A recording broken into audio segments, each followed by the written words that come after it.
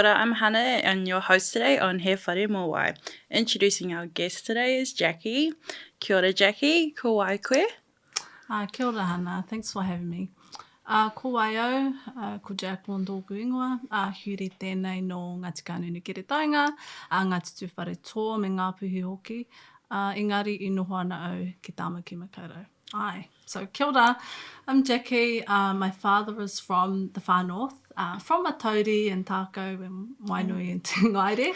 But my mother is from Ngāti Kānunu Kere Taonga, so over in Hastings and over in Taupo as well, my koro side. So, but raised and residing here in South Auckland, so really excited to have our kōrero today. Right. Could you talk a bit about your background and your mahi in the housing space? Yeah, ka pai. I think I'll start perhaps just my background. I've got a landscape architecture and urban planning background. So I did my undergrad here in Tāmaki at Unitec for long years. And then I've just finished my master's degree at the University of Cambridge in England, where I did my urban planning degree. But in the last 5 years, I've been involved in a lot of mahi across the housing space. So some of the examples, I guess I'll start with the Research Centre. So I'm currently based over at Ngā Waitatui at the Māori Indigenous Research Centre, where I've been predominantly involved in Māori housing research, working with a Māori team across not only just Tāmaki, but Aotearoa as well, working on different projects. I also teach in the School of Architecture there at Unitec, and over at AUT as well. I just started teaching there in the School of Future Environments. In 2020, I joined Kainga Ora, which was previously the Housing New Zealand, and working in urban planning and the development committee there, so overseeing a lot of the housing projects delivered by government across Aotearoa. Have been previously involved in the Waitangi Tribunal Y2750 housing inquiry claim as well, where I was an expert witness on supporting the rangatahi homelessness issue as part of the Te Matapihi claim. So I've kind of worked in like different spaces. It's quite a lot, I think, just hearing it out loud. But one of the other kind of kaupapa that I've been involved with is the Manaaki Rangatahi ki Tāmaki, which is a youth homelessness collective based here in Tāmaki for about 5 years as well. So that's probably really important in terms of just understanding like the breadth of the mahi that I've been involved in the housing space, both at, a grassroots level right through a national level. So yeah, big system, huge kaupapa, but obviously really important given the severe issues that our people are facing. Yeah, wow, that's a lot. That's a lot of jobs. But okay, so what is housing to you and what is a housing policy? If you can, give us some examples of that. Yeah, I think it's quite a complex kaupapa, but I'll try to speak to it, in a way in which different people could perhaps absorb.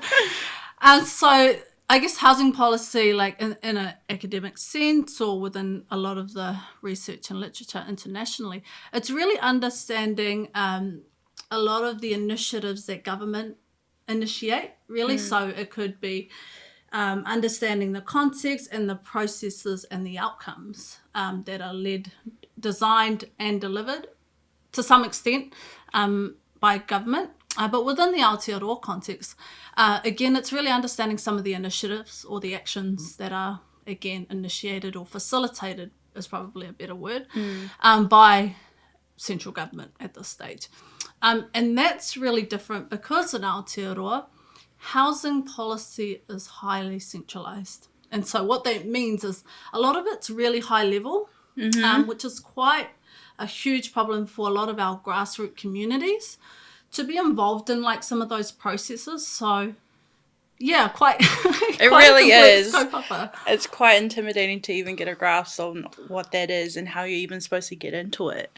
Yeah, I mean, like some of the examples, right, and perhaps a lot more people would be familiar is like the example of KiwiBuild, which came out of this Labour government more recently, and many will obviously argue around the failure of KiwiBuild as well. But actually, like this house that we live in is a KiwiBuild home, so actually it does work for some whānau.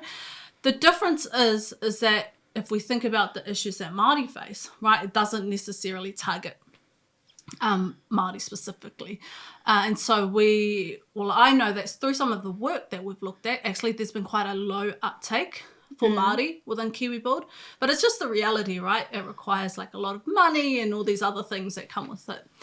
But some of the other examples are, and we'll probably speak to some of that later, but really understanding like within the planning context, or like understanding different policy documents as well. So government design and like write up all these strategies. Yes.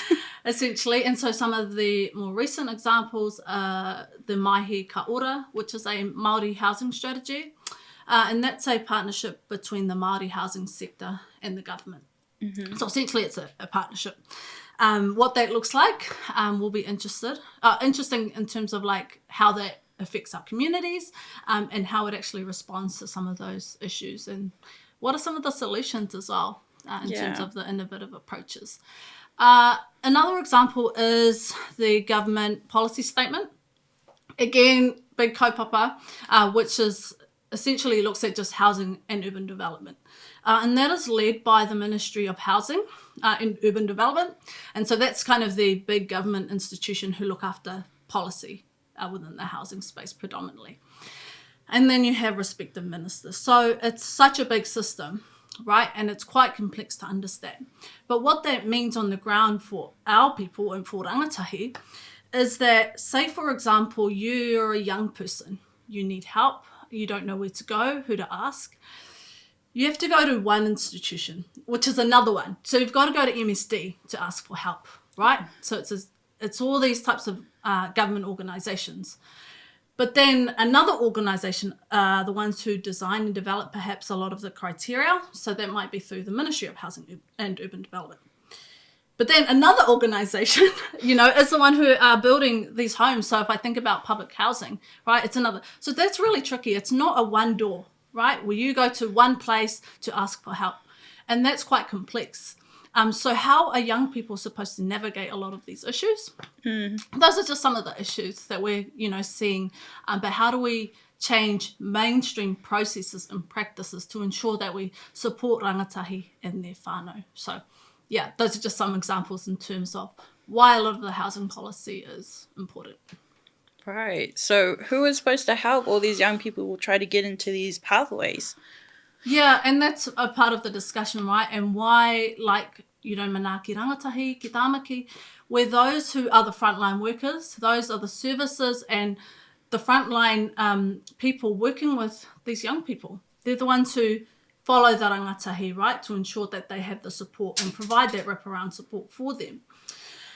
And that's a lot of hard work. So there's quite a lot of, in my opinion, there's such a huge disconnect between those who are on the ground and those who are designing and developing housing policy. And so for me, in the mahi that I'm trying to evolve, like understanding the system, how that works, but how do we improve a lot of these processes so it's not so difficult, right? Where these young people can go to one place and get the support that they need, whether it's mental health support, financial support, trying to find a home. How do we work more in a coordinated kind of manner to be able to just support them so they're not having to deal with this by themselves? Yes, for sure. And not be judged along the way. Tika. Could you expand on Māori housing and youth housing policy? I can. So I guess that was just a picture of understanding housing policy more broadly. Māori housing policy specifically targets Māori. And as I mentioned, one of those examples are the Mahi Ka Ora Māori housing strategy, and that was a refresh of the He Whare Āhuru Māori housing strategy, which was developed in 2014. So there's always been one for a few years, but that one was kind of renewed now under this Labour government. One of the other ones that, for those who are involved in, I guess, whenua Māori, excuse me. So for those who are involved in understanding whenua Māori, the Kāinga Whenua Loan Scheme is the only housing policy that targets Māori homeowners, essentially, or landowners. The other ones across the board are primarily focus on home ownership more generally. And if you look at a lot of government policies, you'll notice that. And so that's another imbalance. But those are only two examples of Māori housing policy. Others might also argue around the inclusion of Māori housing policy within the government policy statement, and the other one is in the New Zealand Homelessness Action Plan. So those are just some examples. Youth housing policy is also a separate one. So that's probably also important to understand, and just, really reflects a lot of the complexities in this space. Youth housing policies are still quite novel, and they're still quite essentially new.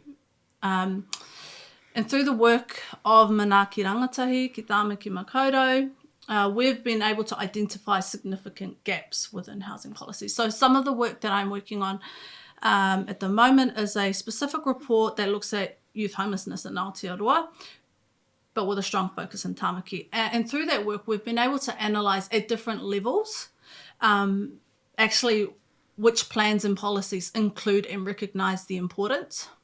And firstly, I can tell you that out of all of the housing policies ever, probably, there is only one framework that has ever recognised rangatahi Māori, which is incredibly sad.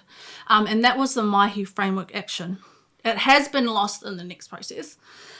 The other one is that the youth housing more specifically, and I want to talk about them because they're very different groupings. Youth housing policies is still, as I mentioned, really new. But interestingly, there's quite a shift. And I think it's just a political kind of football at the moment. But there's a shift to recognise, because of the makeup of not only our population of young people, but even more so for Māori. And so people are recognising how important it is for their needs, because they're quite distinctive, that we need to be able to work together to ensure that they have, safety and security. And within that youth housing space, which has taken us, I would say, far too long to get that recognition. So in the New Zealand Homelessness Action Plan, I'll use that as an example, we can say that nationally at least 50% of the people are young people. We are still going through this process to identify and provide that there's evidence that there's a high portion of those young people experiencing homelessness are Māori, right? So many issues there. But because of the ongoing lobbying and advocacy from, many collectives, not even just in Tāmaki, now they've been able to recognise that, and they're going through a refresh of some of their existing plans and policies to ensure that they include them now. So inclusion and recognition is really important, because these policy documents essentially identify where resources are allocated and ensure that these resources are directed directly to services who are working with these young people. And that's really important for targeting equitable approaches to address a lot of the challenges that these young people are facing. So really huge kind of difference, right? There's so many layers, and it can be a lot to kind of take in as well at the same time. So it's all part of this one system though. But if for someone like me who has some, well in-depth experience in this space, how complex and difficult it is, it's extremely concerning, because how can we expect other young people to kind of navigate this system? But also, I guess, gives, reinforces the importance of the mahi that we do. Yeah, so how does the government even identify who rangatahi is, and how do they even collect the data, especially during COVID? How did they find all these young people without housing, going through struggles, with everything going under lockdown? So how do you even help young people through that? Yeah, I think it's probably really important to understand that these issues were here before COVID hit. They were just compounded, and they just got worse essentially throughout COVID. And none of the stories changed, right? The issues were still the same. People were still advocating, but actually the need was so much more, right? And we've seen that through a lot of the emergency housing special needs grants actually where a high proportion of those who were trying to access those grants consecutively were young Māori mama, and that's really sad because these, small families have their tamariki in emergency housing, which is so, small and can be unsafe for many, actually, that I've heard in some of the stories so far. So that's quite concerning. We've seen a huge increase, obviously, in the waiting list, public housing waiting list. And there's just no way you would be able to get a home unless it was like fast track as a high priority. So all those types of issues that came out of COVID, we were trying to access a lot of this data to really reflect, actually, who are the people who are trying to seek for help. So it's not new under COVID. We already knew that was there. Now we're starting to get more access to this data and research and information that's needed to identify the scale of the issue. That's very disappointing. Yeah. Especially if you're trying to raise your own family and trying to keep them safe and together and figure out that you're not a high priority. All right. So why did you choose the field of housing policy? How did you even get into policy? I didn't. This is not a field that I thought I would end up in. I was in the architecture space. It's probably similar issues because, we were really lucky to go home to our papakainga. And I saw, the lack of infrastructure or like the access for my own whānau. That's why I ended up in architecture in the first place. And then switched. And through that research, being able to identify how important policy was in that field and how it informs the practice and the work that we do as practitioners was crazy, because we don't learn policy in the School of Architecture. You don't. Right? Or in landscape architecture. You don't learn these things. But it was actually probably through my undergrad research where I started learning about how severe homelessness was, right? So through landscape architecture, I was looking at, as I mentioned, medium density housing and what does that mean, and this idea that I would walk down the street, essentially, right? And instead of seeing places, that reflect our identity and spaces that really speak to some of the stories, actually it was the people who were living on the street that looked like me. Right? And that notion and just the sad reality of that and the disconnect, that's where it really hit home. And so starting to understand the different mechanisms that we could access and leverage to enable opportunities for us to address our own issues, to provide our own solutions. That's, I guess, what has always kind of driven the need to understand what the hell is housing policy in the first place. And it wasn't until I got into research with other colleagues like James Bergen and Maya Ratana, it was always kind of like, oh no, these old people do policy, right? Why would we even want to get into this space? And so it was always kind of this weird thing. But we wanted to switch like our thinking. We're like, actually, this is actually really important to the mahi that we're doing. How can we transform and change this housing space for rangatahi, for people who were exactly like us, those who didn't have the same privilege or the access to resources and people. So how could we impact policy, essentially? So that's kind of how I've just ended up in here and working in the different spaces. So it's not like a pathway for me, and I'm sure it's not a pathway for many others. Right. There's just a lot of barriers along your way, and you've just discovered a lot more issues on your journey. So what are the key learnings that you've found so far along your journey? Yeah, lots of learnings. Where should I start? I think, just off the top of my head at the moment, the three things that I can think about is around research, data, and policy. And I just want to frame it because of the specific kaupapa. So the lack of research in this space to identify really the numbers, the stories, the realities, the lived experiences of young people, right, across the board, from those experiencing homelessness, living in public housing, or those living in the private rental market, right through to those owning homes. We do not understand that, right, more broadly in the key pathways. But if we can understand those stories, then we can help navigate many others, right, to access other pathways and opportunities wherever they might want to be. Many might not want to own a home, right? And that might be the reality. Maybe they just want a safe, secure place, right? And ensure that, it's well secure and stable. So that's really important in terms of understanding research and data. Policy, just through this work, the lack of recognition, the lack of inclusion, and the significant underinvestment into supporting rangatahi. We know historically that those things have actually worked as well. But what are the, more contemporary solutions that we can do to be able to support different options as well for rangatahi? So, yeah, those three things: data, research, and policy, probably more specifically in terms of the learnings, but much more to learn at the same time. So I've got a big question for you.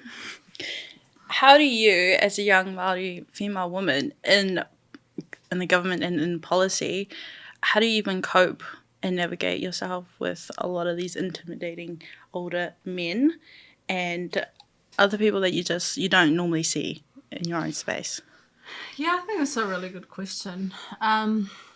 It's hard. It's hard. It's a lot of work. Mentally, physically, culturally, spiritually.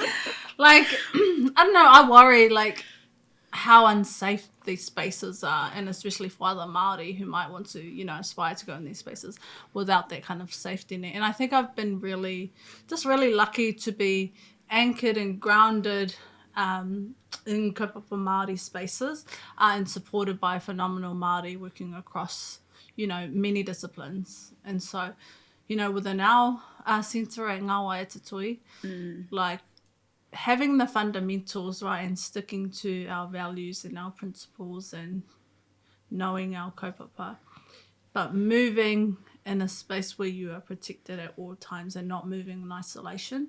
For me, that's really important. But actually what I have found interesting is actually there's probably a lot more people who get it, right, in these spaces, surprisingly as well.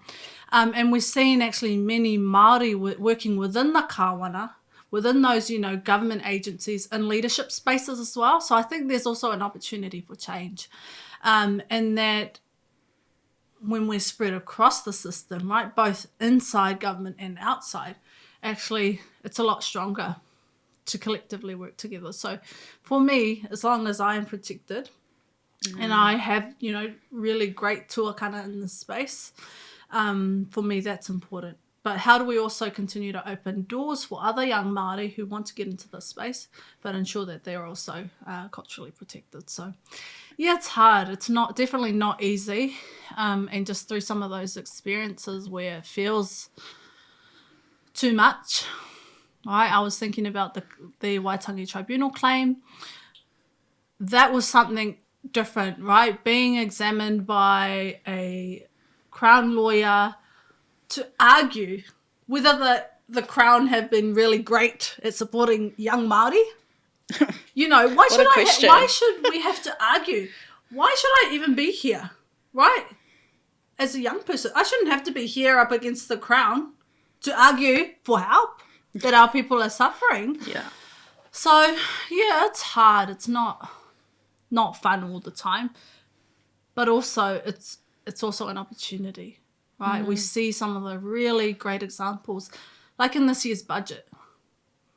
An investment into transitional housing that is youth-centred, youth-specific, never happened before, right? It's taken a lot of work, but that is such a moment for progress and change. So has its pros and cons. Well, you're doing a lot for other young Māori that are trying to get into this space but are just too intimidated to even try take their steps into this pathways. Why do you think this is important for rangatahi to try even understand housing policy? Yeah, I'm wondering if it's not that young people should understand. I think about actually it's the system. The system needs to change, right? People always talk about young people being disengaged. Actually, what are you doing to engage, right? And kind of flipping the script. So for me, that's kind of really important to think about. How are mainstream changing their own processes and practices where they're more accessible for young people?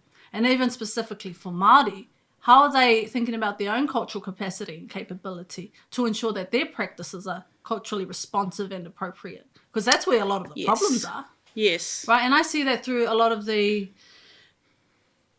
actually just my own whānau, when they're trying to get help, right? And how some of those working within the system are not there to serve the needs of our communities. And so they become part of that bureaucratic system, which is really sad because people really do need help and people need to be open to be able to supporting that. So, yeah, I would change and flip the script with young people. Actually, what is the system doing to respond to meet their needs? Okay. Could you share a bit about your own housing and living experiences? Yes, I can.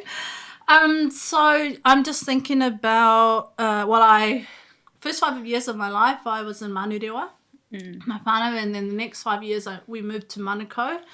But then, because we were in the private rental market, I think at the time the landlord was wanting to sell the house. And so we moved to Takanini. I would have been about 10 at the time. Moved to Takanini and was living with my grandparents for a bit. And then we finally moved into another home just down the road from here. So been here in Takanini, Papakura for quite a while. And then I moved here 2019. And, you know, it was, besides the time that I moved closer to uni, to Avondale, I haven't really, had never moved away from my whānau, really. I mean, the only reason why I moved to Avondale was so that I could be closer to uni. Because of the drive, it was so long. It was like at least an hour for me to drive every single day to uni. So I moved to Avondale with a family friend in a beautiful big home, like so many bedrooms, and it was just the two of us. And it was so lonely and sad because he always worked all the time and I was always at uni. And so I didn't last very long. And I wanted to move home and I wanted to be with my whānau. And all of us, we still lived at home at the time. So otherwise, it's only been really here in this whare. When my friends, they bought the house in 2019. And my best friend was like, oh, do you want to come live with us? It's just down the road, right? And my parents lived down the road. So it was quite nice. I was like, oh, that's a bit close. That's a bit close to But too close. Yeah, but it's actually been really great. And so, moved in 2019, my boy and I. And then in 2020, I moved to the UK, which was such a big shift and very different. And my son had moved to Australia. And so we were all living in different cities. So I was in Cambridge, my son was in Canberra, and the rest of my whānau and my sisters are here in Tāmaki. And so I was living in the UK in student housing, again, which is very different. And that was kind of looked after by the college. So when you go to the UK, to Cambridge more specifically, you get assigned like a college and then they have their own accommodation and you live in student housing. It's a medium density, or for those who aren't so familiar with those terms, it's like a 4-story building. And it has just like studio apartments with communal areas and like lounge and shared kitchens was really the only facilities that we shared, and like a laundry on the bottom floor. So that was a different experience as well. So I lived there for a year, really far from whānau at the time, and, it was during the pandemic. So I couldn't just fly home, or I couldn't just fly to Australia like you usually would. Our borders were locked. You couldn't go anywhere. Same with Australia. So that was an interesting kind of experience. And then I've only really just moved home to New Zealand this year in March. So back home, here in our whare. And then at the moment have really just been stressing myself out about moving to the US in August. and have only really just signed my lease for my next apartment in Cambridge in Massachusetts. So I guess the housing journey begins for the next chapter. So yeah, that's kind of where I've just lived, I guess, over my lifetime and the different kind of experiences. I think what will be interesting with the US is that it's high density, right? It's massive. I would say minimum 20 floors. It's huge. So that's, yeah, interesting in terms of just the different experiences within the housing space. Yeah, that's a lot of jumping around. So after the US, what would you say is the key things that would help you choose your own housing situation? Do you prefer stability? Do you prefer closer to your facilities that you need to work? Or are you closer to home? Like, what are those key things that really drive your factors in choosing your place? Yeah, I think coming home, I'd still love to be really close to my whānau, given, the length of time that I'll be away from them, and just being able to see like my nieces and my nephews grow up. I think, yeah, close proximity to whānau will be really important. No doubt, same with wherever I work, I think. I mean, that's a luxury of being able to work remotely. I don't know, I'd always thought about this idea of being a homeowner, but I'm actually like, I don't know, is that the dream? With Right. these housing prices? Probably not. With these house prices, I'm not sure. I always think about what it would be like to be able to go home to the whānau, to my dad's village, to our papakainga in the north, what that might be like to build on our whenua Māori, on our Māori land in Tākau, whether there is an opportunity there. So I haven't thought about it too much at this stage, but know how important just security is. If there are other alternative options outside of home ownership that provide that stability and security for our whānau, we'll see what other pathways are available in the 5 years when I get home. So, yeah, lots to think about. So what are some tips that really helped you during the pandemic in the UK? How did you cope with uni stress, with your being apart from your family and trying to still work during the lockdowns there? How did you even cope?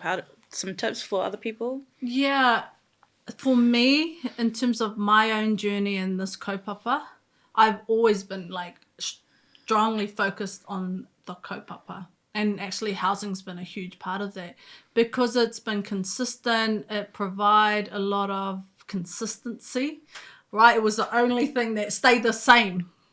Everything else was changing, but I was so focused on the kaupapa. I know the need in terms of, homes for whānau, the need for Māori, the opportunities at many different levels where I could provide a lot of those gaps. For me, that was really important. So I was so focused on kaupapa. I would really encourage other people, right, to find something that drives you, that serves not only you as a person in your career and your whānau, but also our communities. Like, that's so huge because it becomes bigger than us. And I think perhaps being inherently Māori, we feel like that there are these cultural obligations and responsibilities that we do have. Well, I feel like that anyway, and more so through this housing space, which is why I've been trying to, understand the system in its entirety and try and dismantle things that don't, serve us or continue to oppress our people. So, yeah, find your purpose. How did you navigate being around different people? So from Tamaki here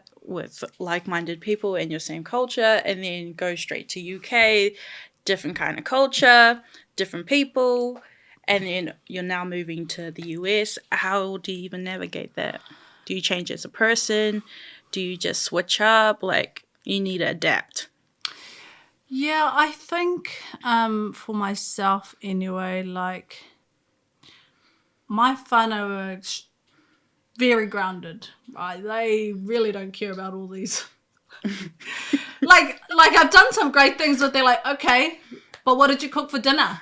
Right? I'm impressed. What can you cook new? Like those types of things, like that will help. Real humble you, real so quick. They keep me humble. They're like when I moved home, my sister was like, "What school did you go to again?" what degree thing did you do? Like, they just have no idea, right? And so it really does keep you humble. But like really strong Māori values, really committed to kaupapa. So like, and I think it's not till like recently, like on my mother's side, I come from like a lot of my whānau, especially the wahine, they're all nurses. So they a lot of them in that space of like manaaki, you know, and so I feel like it's inherent in terms of who I am. But it's only like a recent realization, right? My father's mother was also a nurse, right? And then on my all the tāne in our whānau were either like in construction and like, so all really hands-on and labourers, really working towards supporting whānau, so they're like work ethic, and I feel like I've like inherited a lot of those kind of values as well, and so for me that remains consistent.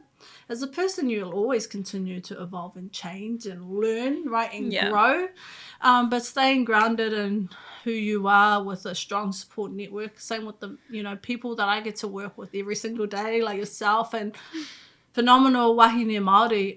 It keeps you grounded, it keeps you anchored and focused on the kaupapa, and keeps all the noise out.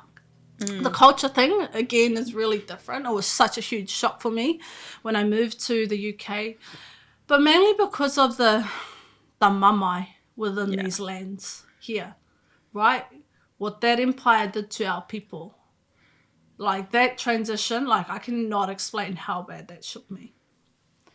It was, insane to feel, right? And I had to go through this process.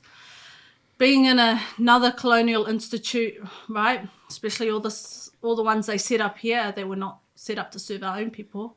So that was a big thing for me as a transition. But being able to just embrace the culture, right?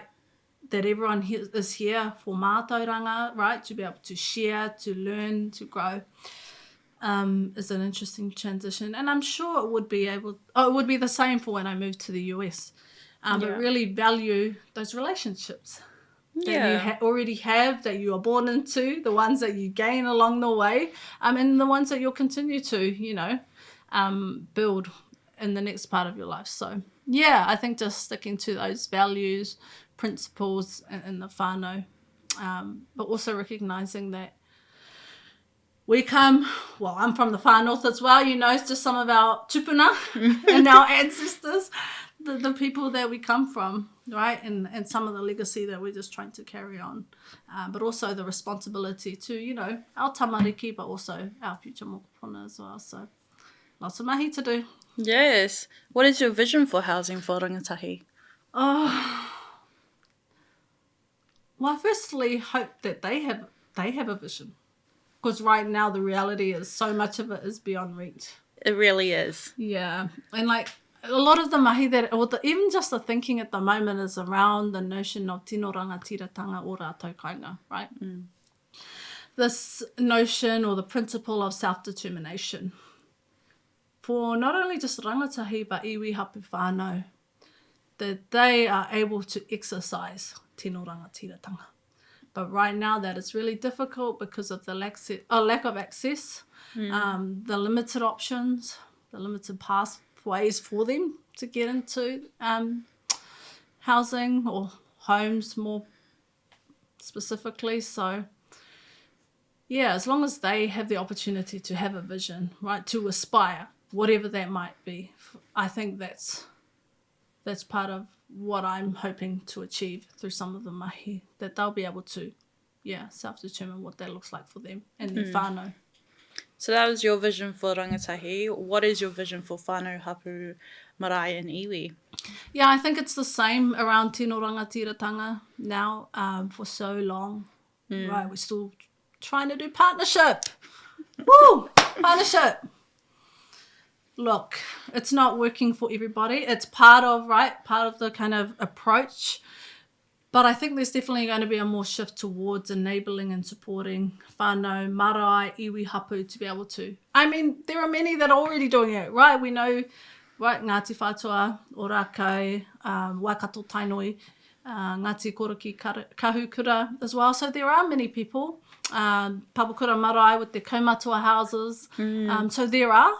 Let's continue to scale up ensure and provide those resources to many who would like to get into that space, and provide homes that support and serve their own communities as well. So I think there's definitely a shift towards that. So it's, again, not really my vision, but really what's their vision and their aspirations, and how can we realize those through the, knowledge and expertise that we have. All right.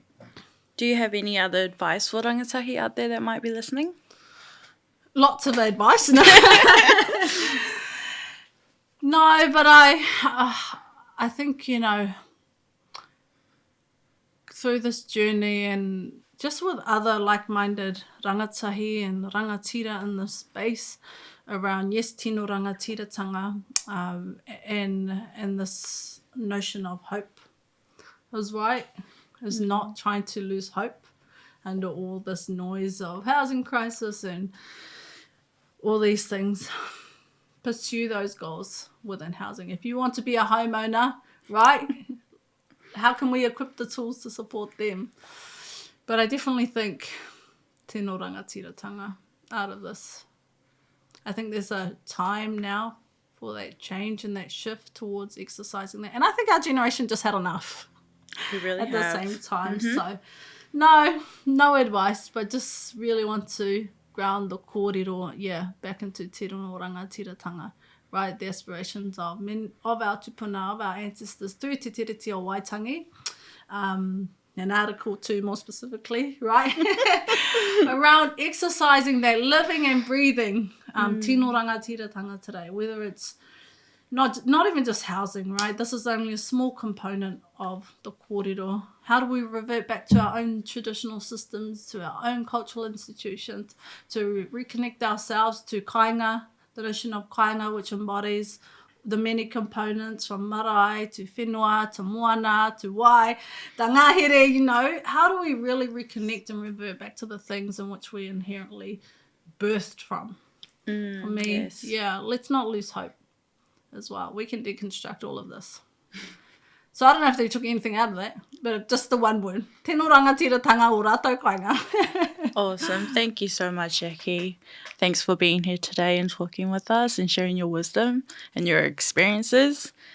It's a lot, but thank you again. Kia ora, ngā mihi. We hope you enjoyed that episode. Just a disclaimer from us. We are no housing experts. However, we are passionate about supporting rangatahi to secure safe, adequate and healthy homes.